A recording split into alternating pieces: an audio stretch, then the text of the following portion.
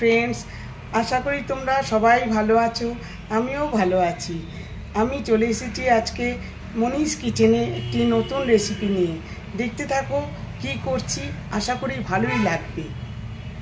বন্ধুরা দেখো, আমি আজকে যে রেসিপিটা করব তার জন্য পেঁয়াজ আর রসুন কুচি করে নিয়েছি একসঙ্গে, আর টমেটো কুচি করেছি, লঙ্কা রেখেছি, আর এদিকে ডাল ভিজিয়ে রেখেছি। এবার দেখতে থাকো, সঙ্গে থাকো কি বানাচ্ছি।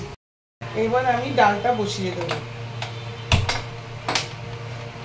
গ্যাসটা দিয়ে জ্বালিয়ে দিলাম, এই যে ডালটা বসিয়ে দিচ্ছি।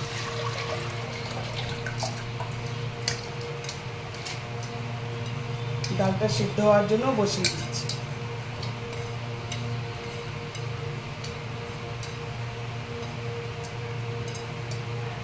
এবার ডালটা সিদ্ধ হবে, তার সঙ্গে পেঁয়াজ রসুন বাটাটা দিয়ে কুচিটা দিয়ে দিলাম, টমেটো কুচি দিয়ে দিলাম, লঙ্কা দিয়ে দিলাম। এটা সেদ্ধ হোক, তার মধ্যে আরো অনেক কিছু থাকবে। এর মধ্যে 1 চামচ জিরে বাটা দিয়ে দিলাম,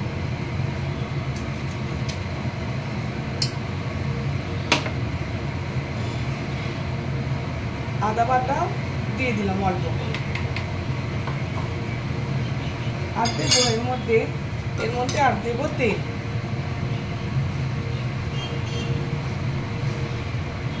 এই তেল দিয়ে এইবার ডালটা সেদ্ধ হবে। মিক্সিং করে দিলাম, এবার ডালটা সেদ্ধ। এর মধ্যে দিয়ে দিলাম হলুদ, আর 1/2 চামচ হলুদ, আর পরিমাণ মতো নুন দিয়ে দিলাম।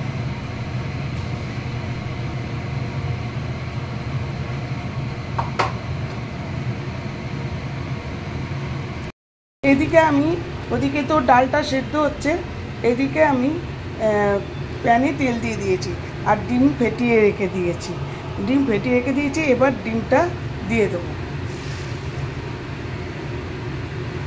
ডিমের অমলেট বানাবো এটাতে একটা বড় করে ডিমের অমলেট বানাবো। এই যে ডিমের অমলেটটা হয়ে গেছে, এবার আমি পিস পিস করে কেটে নিচ্ছি ডিমের অমলেটটা।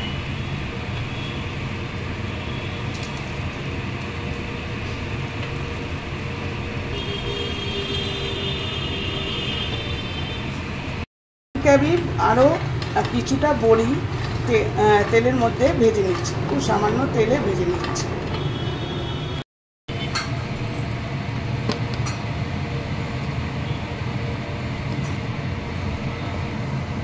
এবার আমার ডালটা হাফ সেদ্ধ হয়ে গেছে।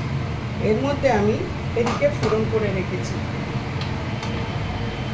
এই ফোড়নটা হচ্ছে জিরে, শুকনো লঙ্কা, তেজপাতা। এটা এর মধ্যে দিয়ে দেবো প্রথমে।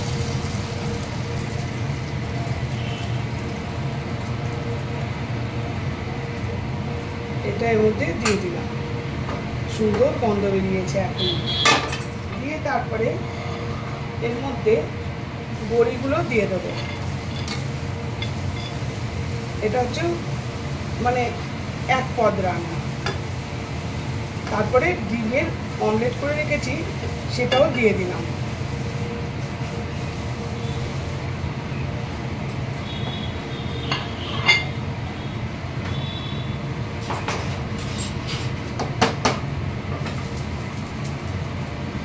এটা একটুখানি হালকা চাপা দিয়ে ঢাকনা দিয়ে রেখে দিলাম।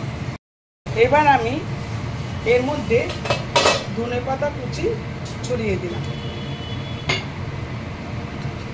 দিয়ে আবার একটু স্ট্যান্ডিং টাইম একটুখানি দিয়ে 5 মিনিট স্ট্যান্ডিং টাইম রাখবো। আমার কিন্তু রান্না ডান।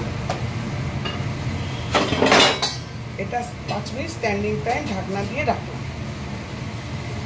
বন্ধুরা, আমি 5 মিনিট স্ট্যান্ডিং টাইমসে রেখেছিলাম। এটা হয়ে গেছে, এই যে দেখো, এটা সম্পূর্ণ হয়ে গেছে।